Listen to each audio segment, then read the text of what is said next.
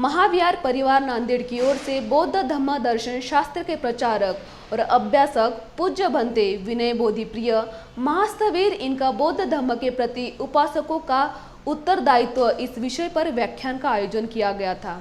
साथ ही इस अवसर पर आंबेडकरी आंदोलन के नेता गणेश जोगदंड इनका महाविहार परिवार की ओर से सत्कार किया गया।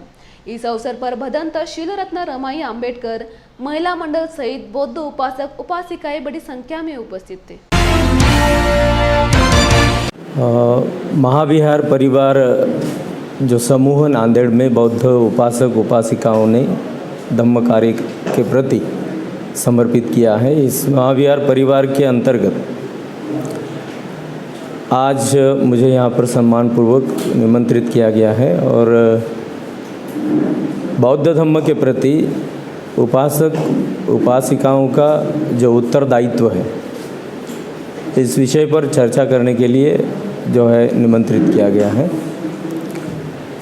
वास्तविक बौद्ध धम्म के प्रति जो दायित्व है उसका जो विस्तार है अत्यंत विशाल है।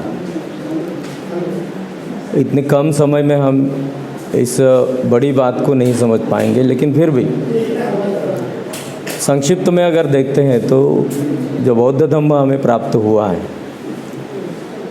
2550 वर्षों से ऊपर, इतना लंबा समय तक,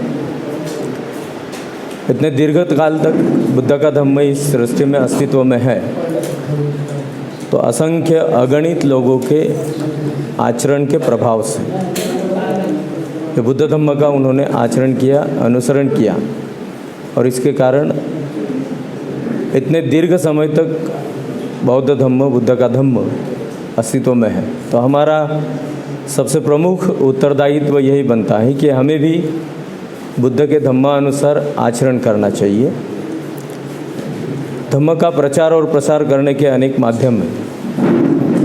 सभी माध्यमों का स्वीकार करके धम्म के प्रचार प्रसार में हमारा योगदान होना चाहिए, ताकि हम अगर धन्य हुए कि बुद्ध का धम्म हमें मिला तो आने वाली पीढ़ियों को भी बुद्ध का धम्म मिलना चाहिए। इसलिए हमें इस धम्म का अस्तित्व अबाधित रखने के लिए सर्वप्रथम धम्म के अनुसार आचरण धारण करके इस धम्म को अबाधित रखने में अपना कर्तव्य निभाना चाहिए। यही हमारा सबसे प्रमुख उत्तरदायित्व हो सकता है। और इसके पश्चात संपूर्ण भारत भर में डॉक्टर बाबा साहब अम्बेडकर जी का जो हमें आह्वान था, हमारे लिए एक निर्देश था, हमारे लिए एक सूचना थी कि भारतवर्ष में बौद्ध धम्म का प्रचार और प्रसार करने के लिए सबसे पहले हमें इस धम्म का अनुयायित्व परिपूर्ण रूप से ग्रहण करना चाहिए। इस समय पर आगे चल के हम विस्तार से बात करने वाले हैं धम्म के प्रति उपासक उपासिकाओं का